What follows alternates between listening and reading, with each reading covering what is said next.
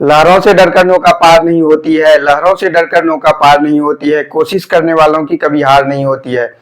Hello everyone, welcome back to my YouTube channel. This is Narendra Yadav. दोस्तों, आज मैं आप लोगों को इंग्लिश का ये सिलेबस आप दिख रहे हो, ये पोर्शन मैं बताने जा रहा हूँ जो कि कम्पिटिटिव एग्जामिनेशन के लिए है।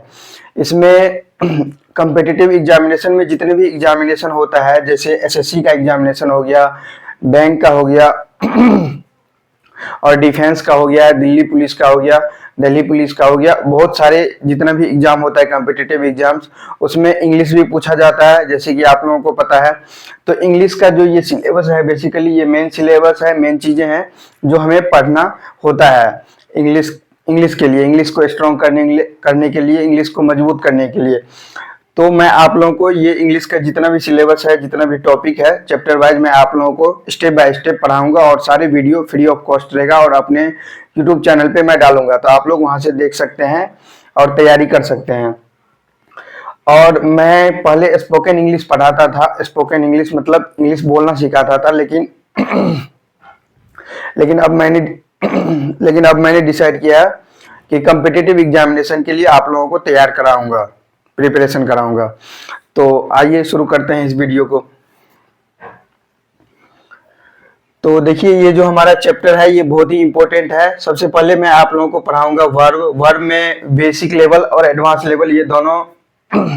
थोड़ा पानी पी लेता हूं।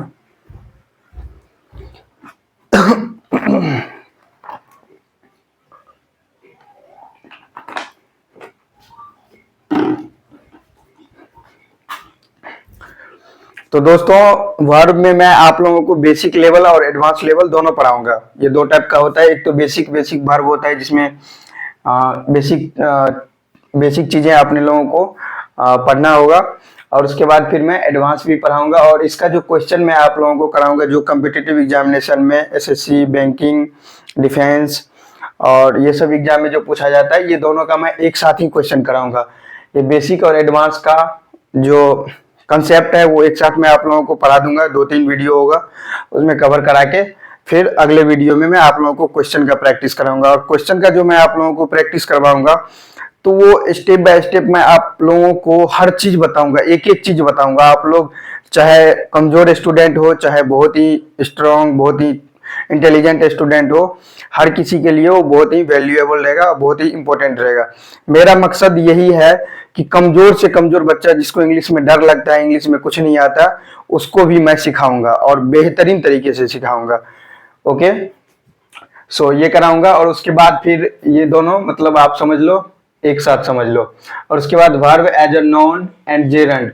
तो वर्ब नॉन में वर्ब का प्रयोग कैसे किया जाता है, उसके दोनों के रिलेशन को वो भी बताऊंगा। और फिर जेरंड के बारे में भी आप लोगों को बताऊंगा अगले टॉपिक में। और उसके बाद फिर मैं सब्जेक्ट वर्ब एग्रीमेंट, ये बहुत ही बेहतरीन चैप्टर है कॉम्पिटिटिव एग्जामिनेशन के लिए, ये भी मैं आप लोगों को पढ़ाऊंगा बहुत ही डिटेल से। इसमें मैं आप लोगों को समरी बता रहा हूँ कि क्या कैसे मैं पढ़ाऊंगा, मेरा क्या एक स्ट्रेटजी होने वाली है। क्योंकि जैसा कि आप लोग जानते हो, कोई भी काम आप करने जा रहे हो, कोई भी आप कुछ भी करने जा रहे हो, तो एक स्ट्रेटजी बनाना जरूरी होता है, एक प्लान बनाना जरूरी होता है, और उस प्लान के तहत आप लोगों को आगे बढ़ना चाहिए। तो मैं भी ऐसे ही कर रहा हूँ। और उसके बाद मैं आप लोगों को टेंस भी पढ़ाऊंगा, टेंस जो कि बहुत ही इंपॉर्टेंट है, वेरी वेरी इंपॉर्टेंट है ये। इससे बहुत सारे क्वेश्चन आता है और वर्ब से भी बहुत सारे क्वेश्चन आता है। ठीक है दोस्तों। और फिर मैं आप लोगों को वॉइस भी पढ़ाऊंगा। वॉइस में एक दो टाइप का होता है, एक होता है एक्टिव वॉइस और एक होता है पैसिव वॉइस।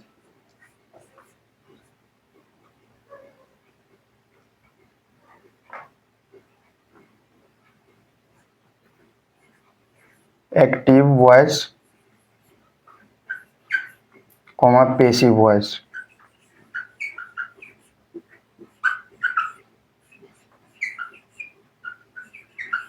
ठीक है दोस्तों।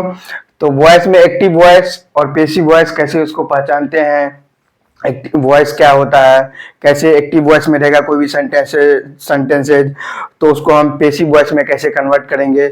यदि कोई भी सेंटेंसेज पैसिव वॉइस में रहेगा तो हम लोग एक्टिव में कैसे कन्वर्ट करेंगे, ये सारी चीजें हम लोग सीखेंगे इसमें। और फिर उसके बाद ये भी बेहद इंपॉर्टेंट है, नरेशन।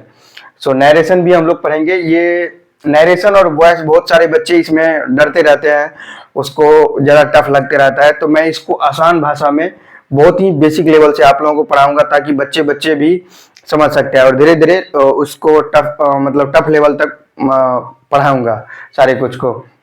ठीक है दोस्तों यहाँ तक। और उसके बाद फिर क्वेश्चन टैग भी मैं आप लोगों को पढ़ाऊंगा। क्वेश्चन टैग भी इंग्लिश ग्रामर का बहुत ही इंपॉर्टेंट चीजें है, इंपॉर्टेंट पार्ट है।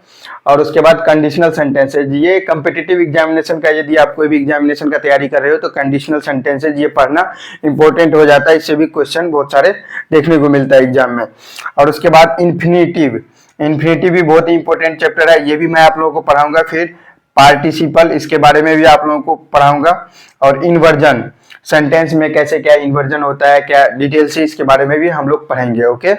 और उसके बाद मूड, ये वाला मूड मत समझ लेना आप लोग कि मूड खराब हो गया, मूड सही है, ये वाले नहीं, तो इसके बारे में भी हम लोग डिटेल से पढ़ेंगे। और उसके बाद नॉन, नॉन जो हम लोग पढ़ेंगे, तो नॉन में बेसिकली मैं आप लोगों को पढ़ाऊंगा, सिर्फ यहाँ पे है नॉन में बेसिकली जैसे non pronoun, non pronoun, adjective, conjunction, article, preposition, adverb, और वर्ब तो हम लोग पहले पढ़ेंगे।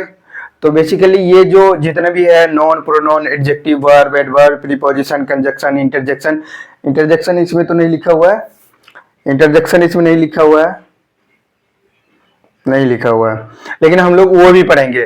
बेसिकली इसमें जो हम लोग जो पढ़ेंगे, तो इसमें ये बेसिकली ये सारे क्या है, ये पार्ट्स ऑफ स्पीच के एक काइंड्स है, प्रकार है, उसके बारे में है।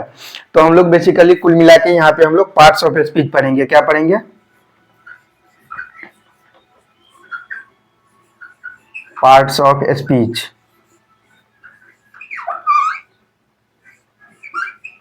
पार्ट्स ऑफ स्पीच पढ़ेंगे हम लोग, पार्ट्स ऑफ स्पीच को डिटेल से पढ़ेंगे, और फिर उससे रिलेटेड क्वेश्चन भी हम लोग करेंगे जो कि कॉम्पिटिटिव एग्जामिनेशन में काम आएगी, जो बहुत ही इंपॉर्टेंट रहेगा। ठीक है, यहाँ तक क्लियर है। और उसके बाद ये देखिए एक एक अलग ये सेगमेंट हो गया, जो कि ये भी बहुत ही इंपॉर्टेंट है। ये अभी तक जो मैंने आप लोगों को वर्ब से बताया यहाँ से यहाँ तक, ये ग्रामर का पोर्शन हो गया, जो कि बहुत ही इंपॉर्टेंट है। ग्रामर के बगैर आप कोई भी एग्जामिनेशन नहीं निकाल सकते हो, क्लियर कर सकते हो, जिस एग्जाम में इंग्लिश का वेटेज ज्यादा रहता है। तो एसएससी एक ऐसा एग्जाम है जिसमें आप बड़े से बड़े पदाधिकारी, बड़े से बड़े ऑफिसर बन सकते हो, और इसमें इंग्लिश का वेटेज अच्छा खासा देखने को मिलता है। तो ये एक ग्रामर के अलावा एक सेगमेंट हो गया, एक अलग ये है जिसमें हम लोग पढ़ेंगे पैरेललिज्म इसके बारे में, और सुपरफ्लुअस एक्सप्रेशंस के बारे में भी हम लोग पढ़ेंगे, फ्रेजल वर्ब के बारे में हम लोग पढ़ेंगे, सेंटेंस इंप्रूवमेंट के बारे में भी हम लोग पढ़ेंगे, और सैनोनिम्स और एंटोनिम्स के बारे में भी हम लोग पढ़ेंगे। सैनोनिम्स मीन्स समानार्थी शब्द, मतलब समानार्थ जो होता है कोई भी वर्ड्स का। ओके। और antonyms means opposite meaning. Synonyms means same meaning और एंटोनिम्स मीन्स अपोजिट मीनिंग। ठीक है। और उसके बाद हम लोग वन वर्ड सब्स्टिट्यूशन भी पढ़ेंगे, ये बहुत ही इंपॉर्टेंट है।